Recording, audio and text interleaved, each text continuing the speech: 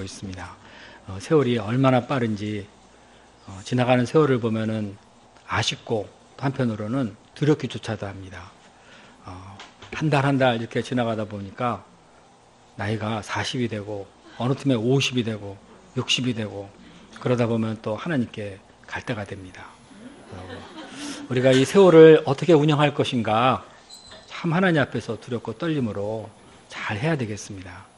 특별히 우리는 예수님을 배우고 익히는데 시간 투자를 많이 해야 될 것 같습니다. 그것을 통해서 좀 더 성숙한 하나님의 사람이 돼서 하나님께 귀하게 쓰임받을 수 있도록 많은 애를 써야 되겠습니다. 그래서 하나님께서 우리에게 세월을 아끼라 하시는 주의 말씀을 따라서 열심히 이 세월 운영을 잘하는 그런 지혜의 사람이 될 수 있도록 도와주시기를 기도합니다. 이 시간 말씀의 제목은 주 대신 예수님입니다. 요절 말씀은 3절입니다. 우리 다 함께 읽어보겠습니다. 자, 시작.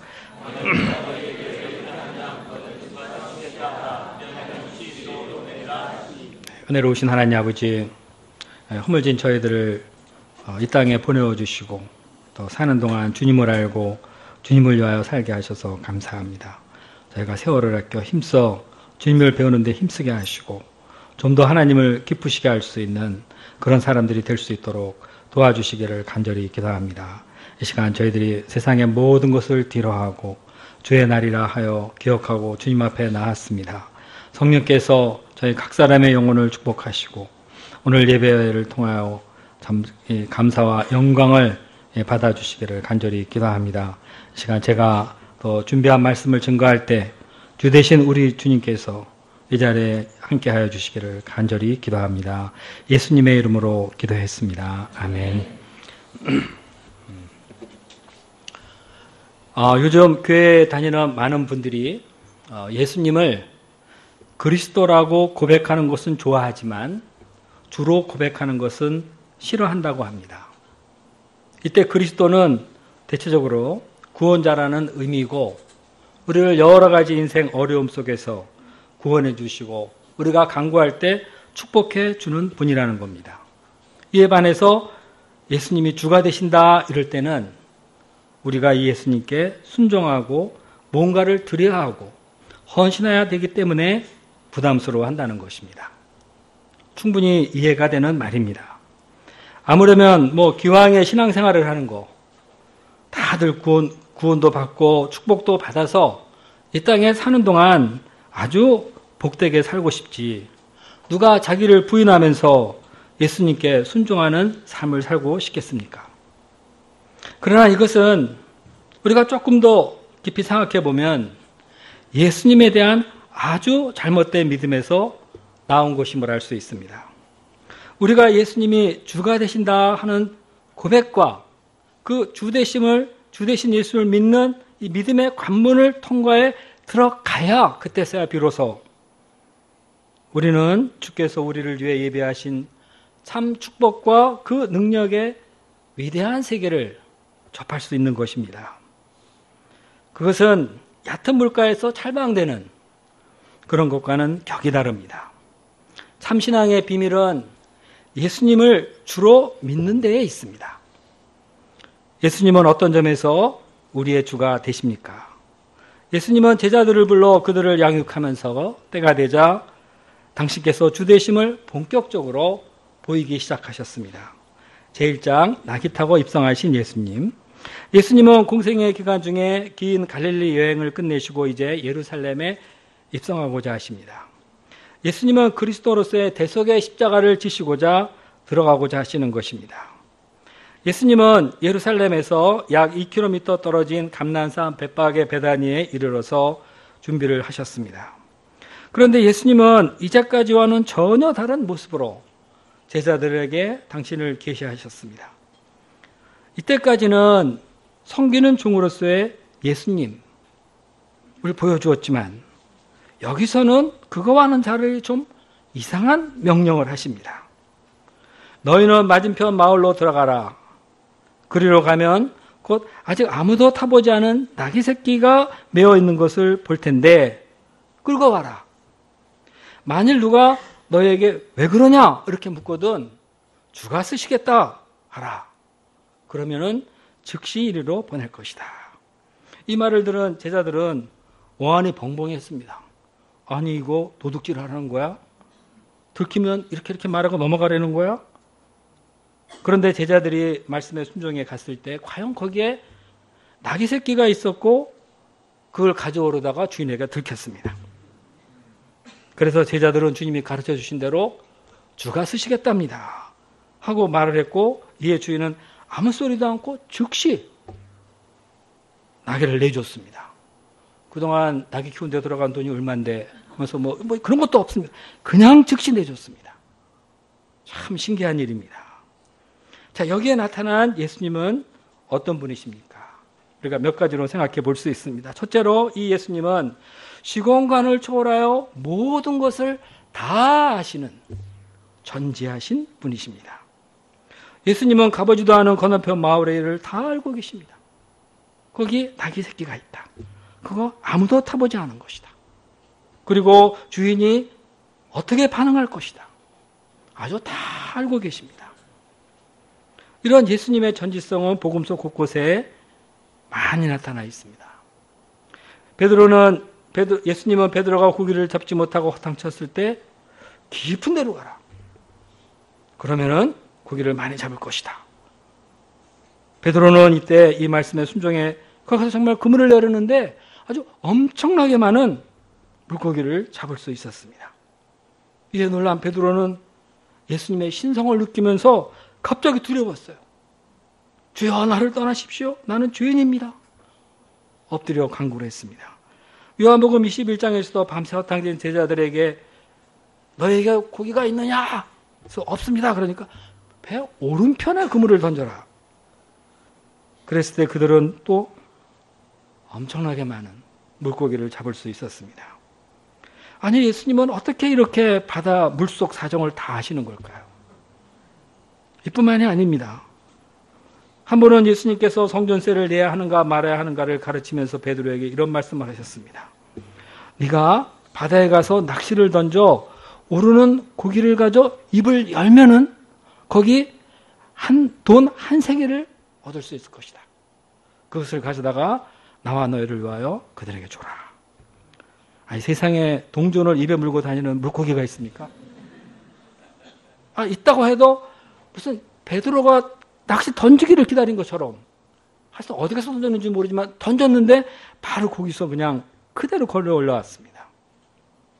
얼마나 놀랍고 신기한 일입니까? 예수님은 바닷속만 하시는 것이 아니라 사람 마음속도 다 하십니다.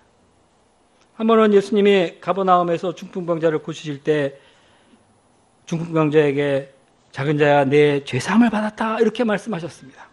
그러자 거기 있던 서기관들이 이건 신성모독이야 하고 속으로만 생각했는데 이것을 하시고 너희가 어찌하여 마음에 이런 생각을 하느냐 하시고 그 생각을 드러내셨습니다. 예수님은 잡히시던 날 밤 제자 베드로가 닭이 울기 전에 예수님을 3번 부인할 거다 정확하게 하시고 말씀하셨습니다. 예수님은 다 하십니다. 아주 모든 것을 다 하시는 분이십니다. 자, 시편 139편 2절에서는 이렇게 말하고 있습니다. 주께서 내가 안고 일어섬을 아시며 멀리서도 나의 생각을 아신다. 사람들은 이건 아무도 모를 거야 하면서 밀실에서 이를 꾸밉니다. 그러나 예수님은 다 아십니다. 요즘에 컴퓨터에서 내가 뭐를 받는가 지우는 프로그램이 있습니다. 그거 아주 불티나게 사용된다고 합니다. 아무리 지워도 예수님이 지난 몇 달간 네가 뭐를 받는지 예수님은 다 아십니다. 요즘은 어떤 분이 좀 조사를 받아야 하는데 독일로 행방불명이 되었다 그럽니다. 예수님은 그와 그 딸이 지금 어디 있는지 다 아십니다. 어떤 분의 회고록이 이게 맞느냐 틀리느냐 이걸 가지고 지금 아주 공방이 치열합니다. 그러나 예수님은 어떤 것이 맞는지 다 아십니다. 예수님은 우리가 지난 한 달 동안 혼자 다니면서 무엇을 했는지 그것도 다 아십니다. 그러면서도 우리 주님은 우리의 진심과 헌신을 다 아십니다. 하나님 역사를 위해서, 양들을 위해서 우리가 드린 수고와 그 눈물의 기도를 우리 주님은 다 아십니다. 이 주님은 거짓된 자를 반드시 심판하시지만 주께 정직하게 행했던 사람들은 그 행위대로 다 세우시고 축복해 주십니다. 다 아시는 주님. 이 주님 앞에 우리는 두 가지를 생각할 수 있습니다. 우리는 이 주님을 경외함으로 살아야 된다.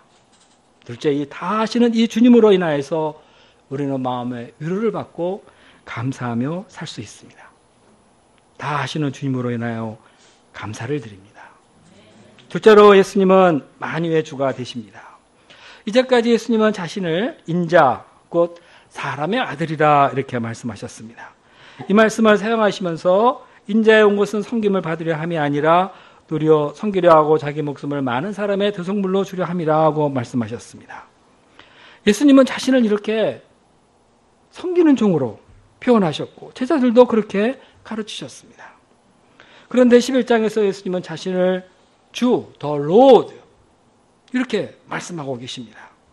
자, 주라 하는 것은 하나님이란 뜻으로서 세상 만물의 주권자요, 실제적인 주인이라는 것입니다. 그래서 예수님은 나귀 주인이 왜 남의 나귀를 가져가느냐 하고 물을 때 주가 쓰시겠다 이렇게 말을 해라 하고 말하게 하신 것입니다. 그러니까 그 나귀 새끼는 내 것이니 너희가 가져와라. 내 거야, 가져와. 주인이 자기 것 쓸 때 남에게 허락받고 씁니까? 예수님의 주권은 우리의 상상을 초월하는 아주 비범한 겁니다. 주님이 쓰시겠다 하면 그 중간에 사람들이 흔히 하는 요식 절차가 필요 없습니다. 그대로 가져다 쓰십니다.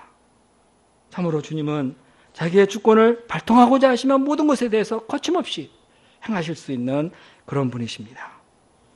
자, 이런 것을 볼 때 나귀 주인은 예수님의 나귀를 잠시 맡아 관리하고 있는 청지기에 불과하다 하는 것을 알 수 있습니다.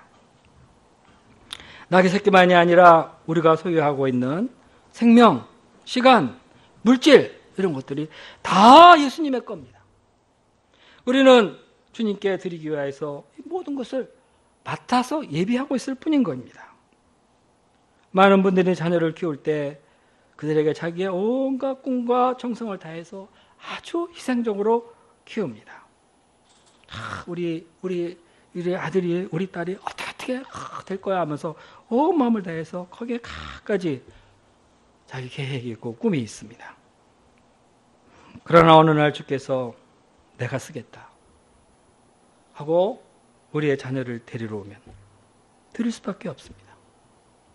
어떤 선교사님은 자기 아들이 예수님을 열심히 성경 공부도 열심히 하고 예수님을 열심히 믿고 하나님 역사를 섬기는 걸 보고 너무 기뻤습니다. 하나님 감사합니다. 감사합니다. 이러고 있는데 어느 날 이 아들이 어머니 저 아프리카 선교사로 가겠습니다. 그러자 부모님의 반응이 어떻겠습니까? 아프리카로 간다고? 나를 두고? 그렇다고 해서 어떻게 해요? 야, 아프리카 갈 사람 되게 많어. 너는 여기서 지금 하던 대로 열심히 하나님 역사를 섬기면 하나님이 그걸 기뻐하실 거야. 여기서 섬겨. 그러나 이것도 신앙 양심에 맞지 않습니다. 그래서 이 어머니는 참 아들 없이 내가 어떻게 살 것인가. 또 가도 왜 해필 아프리카인가. 이러면서 며칠간을 고통 속에서 밤을 지새다가 마침내 결정을 내렸습니다. 저도 아프리카 선교사로 가겠습니다. 아들하고 헤어지긴 싫어서 하여튼 가겠습니다. 이렇게까지 이런 결정을 내립니다. 주님께 드린다는 것이 이렇게 어렵습니다. 그러나 누구든지 주가 쓰시겠다 이렇게 하면은 아들이든 뭐든 드리지 않을 수가 없는 것입니다. 골로새서 1장 16절에서는 이렇게 말하고 있습니다. 만물이 그에게서 창조되되 하늘과 땅에서 보이는 것들과 보이지 않은 것들과 혹은 왕권들이나 주권들이나 통치자들이나 권세자들이나 만물이 다 그로 말미암고 그를 위하여 창조되었고 창조된 거 저절로 잘 있으라고 창조된 게 아니라 그를 위하여 창조되었고, 예수님은 만물을 지으신 창조주로서 세상에 있는 모든 것이 다 예수님의 것입니다. 세상의 모든 것이 다 주님을 위한 것입니다. 하늘의 땅, 하늘도 땅도 바다도 그 안에 있는 모든 것이 다 주님의 것입니다. 나귀가 주님의 것이었듯 들에서 뛰는 사슴도 정글의 호랑이도 하늘을 나는 새도 다 주님의 것입니다. 이 교회, 이 건물, 여러분이 앉아있는 그 의자, 모든 게 다 지금 주님 겁니다. 그 의자 하나하나를 주께서 지금 여러분을 위해서 사용하고 계신 것입니다. 우리가 모든 것의 주인이 누구인지 바로 잘 알아야 되겠습니다. 내 목숨, 내 청춘, 내 미래가 다 주님의 것입니다. 더 나아가서 내 가족, 내 집, 내 차도 주님의 것입니다. 이것은 주님께서 원하시면 다 드려야 됩니다. 집을 드려? 차를 드려? 놀라지 마시기 바랍니다. 주님이 뭐 뺏어가겠습니까? 우리가 주께 드린다고 해서 우리가 비참해지고 거지가 되는 게 아닙니다. 주님은 다 돌려주시고 돌려주시되 더 부풀려 100배로 갚아주십니다.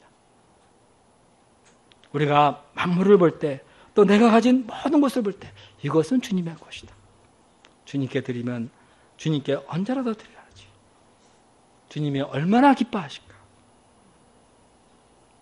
그럴 때 100배의 축복이 돌아옵니다. 지난주에 말했죠, 그죠? 주님, 저희들은 다 버리고 따랐습니다. 그러니까 예수님이 100배를 받을 것이다. 맞는 말입니다. 자, 셋째로 예수님은 만왕의 왕이시고 겸손의 왕이십니다. 자, 7절부터 10절은 예수님의 영광스러운 예루살렘 입성에 대해서 말하고 있습니다. 예로부터 이스라엘의 왕은 나귀를 타고 예루살렘에 입성하였습니다. 세상의 왕은 권위와 힘을 상징하는 백마를 타고 뚜벅뚜벅뚜벅 아주 멋있는 소리로 입성합니다. 그러나 예수님은 나귀 새끼를 타고 입성하십니다. 여기서 이 나귀는 겸손의 상징입니다. 뒤뚱뒤뚱 쓰러질 것 같은 그 조그마한 나귀를 타고 입성하시는 예수님을 생각해 보십시오. 얼마나 겸손하신 분이십니까? 이는 예수님이 누구나 가까이 할 수 있는 온유하고 겸손한 왕이시요 사랑과 평화로 다스리는 평강의 왕이심을 말해주고 있습니다. 이 모든 것은 스가랴 선지자의 말을 이루는 겁니다. 시온에 따라 크게 기뻐할지어다, 예루살렘에 따라 즐거이 부를지어다. 보라, 너의 왕이 너에게 임하시니 그는 공의로우시며 구원을 베푸시며 겸손하여서 나귀를 타시나니 나귀의 작은 것 곧 나귀의 새끼니라. 사람들은 이 예수님을 보고 이제 이 예수님이 우리의 왕이 되고자 입성하시는구나 하면서 자기들의 고독과 밭에서 이 배워온 종려나무 가지를 길에다 쫙 폈습니다. 그러면서 앞서거니 뒤서거니 하면서 예수님을 따라오며 열렬히 환영했습니다. 호산나 찬송하리로다. 주의 이름으로 오시는 이여 찬송하리로다. 오늘 우리 조상의 다윗의 나라여 높은 곳에서 호산나. 호산나라는 뜻은 우리를 구원해 주소서라는 뜻입니다. 우리를 구원해 주십시오. 우리들은 이제 예수님이 다윗 왕국과 같은 나라를 세워주시고 자기들 눈에 눈물을 씻어주시고 사랑과 공평이 넘치는 메시아 왕국을 세워주기를 바란 것입니다. 그래서 그들은 온 힘을 다해서 호산나 우리를 구원해 주십시오. 조상 다윗의 나라를 세워주십시오 하면서 외친 것입니다. 자, 예수님은 참된 주이시며 참된 왕이 되십니다. 예수님의 주권은 곧 왕권입니다. 오늘날 우리가 누구를 보고 호산나 우리를 구원해 주소서 하고 다 함께 외칠 수 있겠습니까? 많은 사람들이 새 대통령을 뽑을 때마다 그에게 많은 기대를 합니다. 그 대통령의 통치에 사랑과 공평, 능력이 넘치기를 원합니다. 그러나 세상의 대통령은 언제나 실망스럽습니다. 오히려 아픔을 더해줄 때가 많습니다. 세상에는 모두 다 함께 호산나 하고 외치고 영접할 그런 대통령이나 왕이 없습니다. 그러나 하나님의 아들이시오 겸손하시고 전능하신 하나님은, 예수님은 우리의 왕 되시기에 합당하신 분이십니다. 실로 세상의 모든 인생들로부터 찬송과 경배를 받으시기에 합당하신 분이십니다. 자, 예수님이 어디 계십니까? 지금 하나님 보좌 우편에 앉아 계십니다. 거기서 온 세상을 통치하고 계십니다. 섭리하고 계십니다. 그리고 때가 되면은 왕으로 재림하셔서 산 자와 죽은 자를 심판하시고 우리의 영원한 왕이 되어 주실 것입니다. 계시록 5장 12절에서는 보좌에 앉으신 예수님을 이렇게 찬양했습니다. 죽임을 당하신 어린 양이 능력과 부와 지혜와 힘과 존귀와 영광과 찬양을 받으시기에 합당하도다. 참으로 놀라운 일입니다. 우리가 정말 이 예수님께 늘 감사와 찬양을 올려드릴 수 있기를 간절히 기도합니다. 왕 되신 주님을 나의 주로 영접하고 살아갈 때 우리의 믿음에 활력이 넘치고 우리는 확신 가운데서 또 사명도 감당할 수 있습니다. 제2장 성전을 깨끗하게 하신 예수님. 예수님은 예루살렘에 입성하신 후에 성전에 들어가셔서 모든 것을 둘러보셨습니다. 이튿날 예수님은 베다니에서 예루살렘 성전으로 향해 가시다가 시장하셨습니다. 그래서 잎이 무성한 무화과 나무로부터 열매를 얻을까 해서 이 나무에 가까이 가셨습니다. 그런데 이거 잎사귀를 막 헤치고 이렇게 아무리 봐도 거기에 아무것도 없었습니다. 그때는 아직 무화과 열매의 철이 아니었기 때문입니다. 그런데 예수님은 무화과 나무를 저주했습니다. 이제부터 영원토록 내게서 열매를 따먹지 못하리라. 이렇게. 아니 엄한 때 가셔가지고 가셔서 뭐 없다고 이렇게까지 하시는가. 그랬을 때 이 무화과 나무는 어떻게 됐습니까? 20절을 보십시오. 그들이 그 다음날 아침에 지나갈 때 무화과 나무가 뿌리로부터 마른 것을 보았습니다. 예, 베드로가 놀라서 랍비요 보십시오. 저주하신 무화과 나무가 이렇게 말랐습니다. 자, 이 예수님은 어떤 분이십니까? 이 예수님은 심판의 주가 되십니다. 이 예수님은 심판하시는 분이십니다. 오늘 본문에서 저주받은 무화과 나무는 예루살렘 성전을 상징하고 있습니다. 예수님이 첫날 성전을 둘러보시면서 정말 마음이 상하고 그리고 분노 중에 계셨습니다. 성전이 겉모습만 화려했지 뭔가 삶이 우르르해서 뭔가 있을 것 같이 보이지만 막상 와보니까 아주 힘이 타락해서 하나님께서 받으실 만한 것이 아무것도 없고 오히려 진노받기에 합당한 그런 모습이었습니다. 성전은 마치 잎만 무성한 열매 없는 무화과 나무 같았습니다. 그래서 예수님은 이 열매 맺지 못하는 이런 성전을 생각하시고 그날 이렇게 무화과 나무를 저주하신 것입니다. 예수님은 이어 성전에 들어가셔서 성전을 깨끗하게 하셨습니다. 그 안에서 매매하는 자들을 다 내쫓습니다. 돈 바꾸는 사람들의 상도 또 빌기 파는 사람들의 의자 다 둘러버렸습니다. 뭐야 이 하면서 그냥 다 엎어버렸습니다. 사람들은 평소에 온유하던 예수님이 이렇게 화를 내는 거 보고 깜짝 놀랐습니다. 예수님은 거룩한 예배처를 장사꾼들이 돈 버는 시장 바닥같이 만드는 걸 보고 분노하신 것입니다. 그리고 이 성전에 아무 물건이나 쓸데없이 가지고 왔다 갔다 거리지 못하게 그렇게 금하셨습니다. 그리고 이렇게 말씀하셨습니다. 기록된 바 내 집은 만민이 기도하는 집이라 칭함을 받으리라 하지 아니하였느냐. 너희는 강도의 소굴로 만들었다. 강도의 소굴. 뭔가 뺏고 뜯어먹는 그런 곳으로 만들었습니다. 순례자들의 약점을 이용해서 그것에서 아주 비싼 값으로 비둘기나 이런 재물을 팔고 돈 바꾸면서 또 이 일을 챙기고 그리고 제사장과 서기관들 이런 사람들은 거기서 돈을 받아 챙기고 그런데 제사장들과 서기관들 장로들이 예수님이 이렇게 했다는 말을 듣고 예수님께 나와 따져 물었습니다. 무슨 권위로 이렇게 하느냐? 누가 이런 일을 할 권위를 너에게 주었느냐?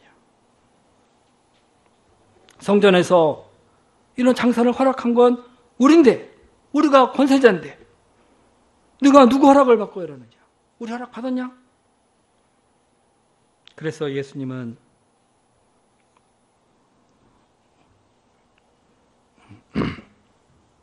예수님은 성전의 주인이시요 하나님의 아들로서 실제적인 성전의 권세자입니다. 예수님은 하나님의 아들입니다. 그 하나님께 예배를 드리는 곳이 성전이고 예수님은 하나님의 아들로서 지금 여기 와 있습니다. 종교 지도자들은 아무리 화려한 옷을 입고 뭐 초고초고 일을 잘한다 해도 기껏해야 하나님 전을 섬기는 종입니다. 종하고 아들하고 누가 높습니까? 예수님은 주로서 건너편에 가서 나귀를 끌어오라 이렇게 말씀하신 것처럼 여기서는 아들의 권세로서 성전을 당신이 원하시는 대로 그저 깨끗하게 해버리셨습니다. 누가 이 예수님을 막을 수 있습니까?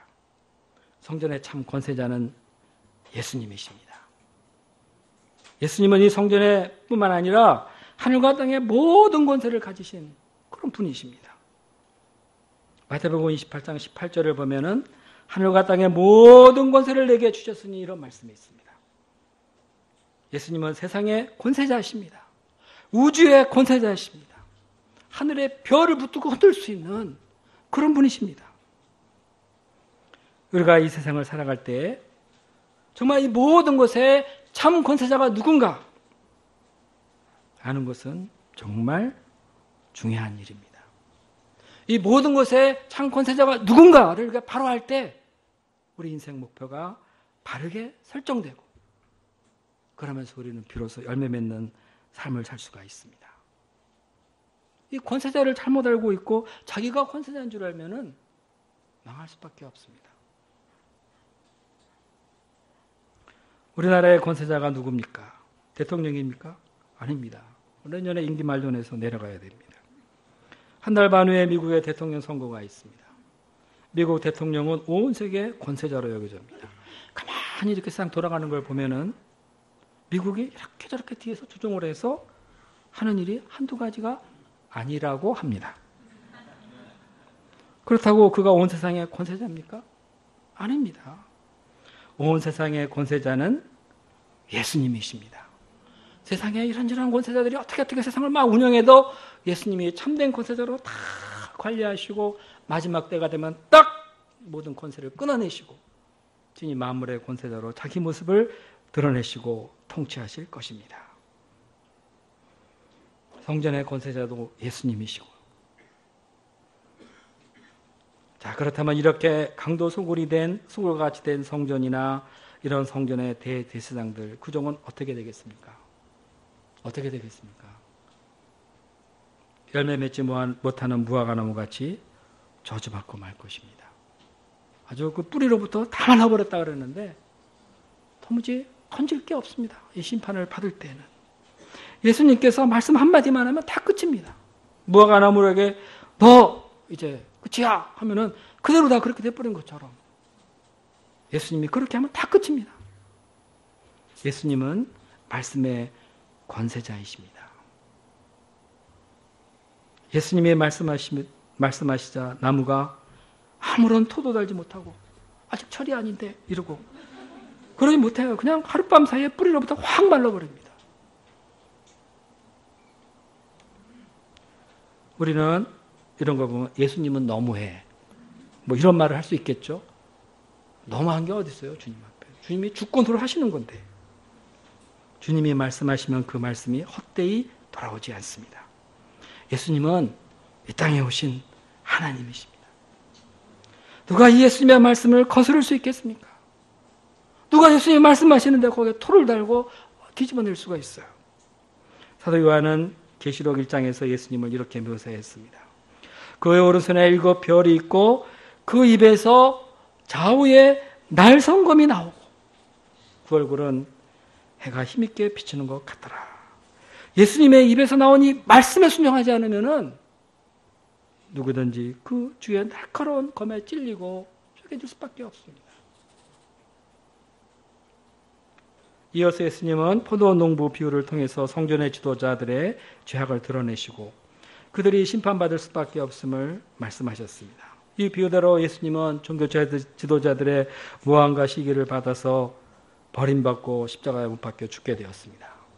그러나 하나님은 예수님을 다시 살리고 그를 건축자에 버린 모퉁이돌, 그 성전의 모퉁이돌 삼아서 심판자가 되게 하셨습니다. 그래서 누구든지 이 예수를 믿고 의지하는 자에게는 이 모퉁이돌 대신 예수님은 구원의 돌이지만 예수님을 믿지 않고 배척하는 자는 그 돌에 부딪혀 머리가 깨지고 심판받고야 말 것입니다. 예수님은 이 포도 농부의 비유에서 자신이 장차 심판의 주가 되실 것을 경고하셨습니다. 자, 다시 말씀드리겠습니다. 이 예수님이 어디 계십니까 지금? 다윗이 성령에 감동되어서 말했습니다. 주께서 내 주께 이르시되 내가 원수를 내 발 아래 둘 때까지 내 우편에 앉아 있으라 하셨도다.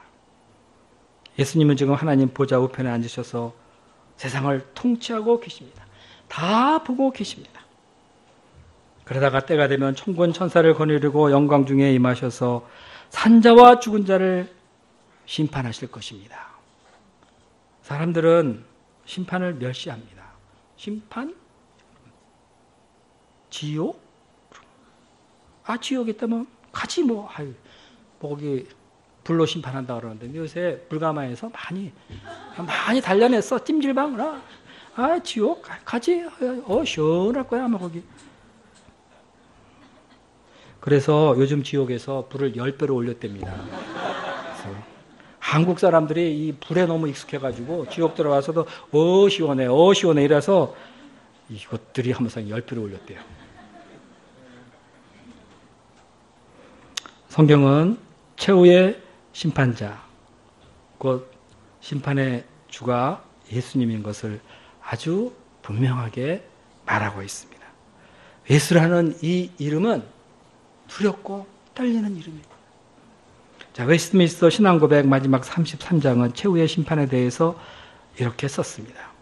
하나님께서는 예수 그리스도로 말미암아 세상을 의로 심판하실 한 날을 정하시고 예수 그리스도께 하나님의 모든 권능과 심판권을 주셨다.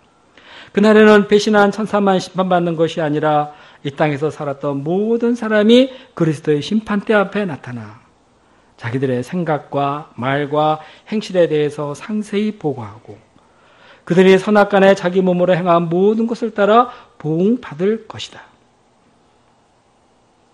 하나님을 모르고 예수 그리스도의 복음에 순종하지 않은 악인들은 영원한 고통 속에 던져져 주님 앞에서 그리고 그의 영광스러운 권능으로 응징을 받아 영원한 파멸에 들어갈 것이다. 세상의 어떤 것도 심판의 주가 되신 이 예수님을 피해갈 수 없습니다. 저기서 오시네. 여기로 이렇게 가. 그런 거 없습니다. 아무도 이 예수님을 피해서 그냥 지나가는 그런 거 없습니다. 이상에서 살펴본 대로 예수님은 실제 권세와 능력을 가진 만유의 주가 되시고 만물을 통치하시는 분이십니다. 로마서 11장 36절은 이렇게 말하고 있습니다. 이는 만물이 주에게서 나오고 주를 안고 주에게로 돌아감이라. 그에게 영광이 세세토록 있을지어다. 아멘. 우리가 이제 어떻게 살아야 하겠습니까? 우리가 이 예수님의 주되심을 믿고 의지하고 그러면서 동시에 두렵고 떨림으로 순종하며 섬기는 삶을 살아야 합니다.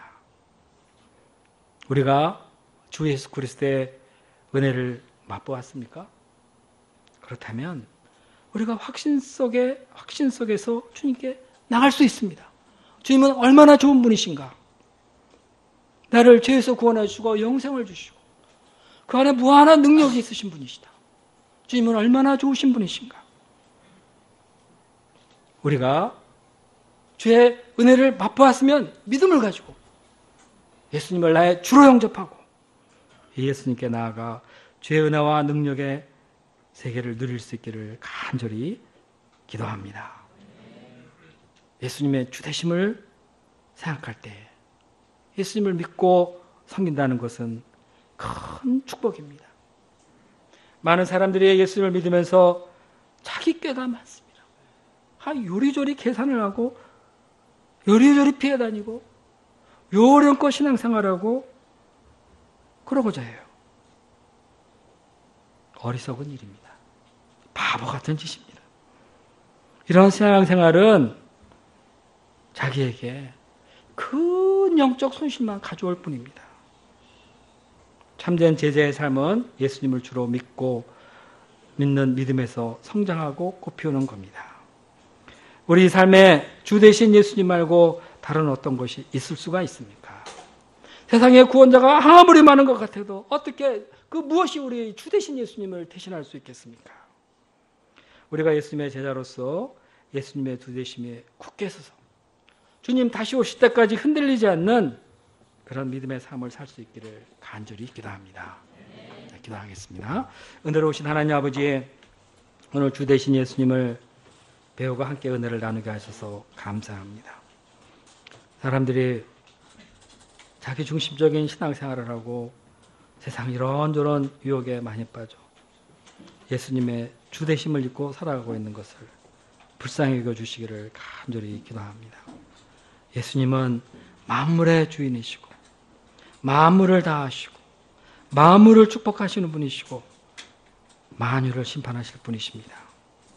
우리가 주의 은혜로 부르심을 받고 우리의 주님 은혜를 맛보았습니다.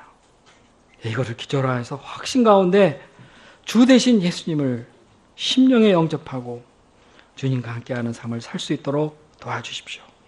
그래서 예수님을 주로 믿는 믿음 위에 굳게 서서 이 제약된 세상과 싸우고 승리하고 실제적인 축복을 누리는 우리들이 되게 도와주십시오. 예수님의 이름으로 기도했습니다. 아멘.